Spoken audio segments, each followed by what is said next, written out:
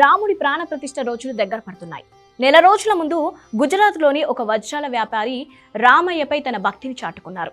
రామ మందిరం ఇతివృత్తంపై ఒక హారాన్ని తయారు చేయించారు.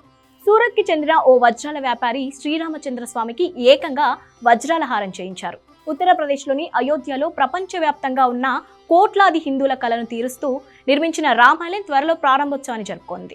2024 ఏడాదిలో జనవరి 24వ తేదీన రాములోరి ప్రాణ ప్రతిష్ఠ కార్యక్రమం అంగరంగ వైభవం జరపడానికి ఏర్పాట్లు చేస్తున్నారు.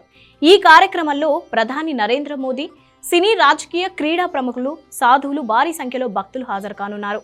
అయోధ్య రామ మందిరాన్ని పోలి ఉండేలా వజ్రాల హారం తయారు చేశారు. 5,000 అమెరికన్ డైమండ్లు, 2 కిలోల వెండితో చేసిన ఈ హారంలో మందిర నమూనాకే 3,000 వజ్రాలు వాడారు. రాముడు, లక్ష్మణుడు, సీత, హనుమాన్ విగ్రహాలకు కూడా వజ్రాల హారాలు పొదిగారు. మొత్తం 40 మంది కళాకారులు 35 రోజుల్లో డిజైన్ను పూర్తి చేశారు. ఈ నెక్లెస్ వీడియో సోషల్ మీడియాలో వైరల్ అవుతుంది. జనవరి 22న ఈ డైమండ్ నెక్లెస్ ను అయోధ్య ఆలయ కమిటీకి అందజేయనున్నారు.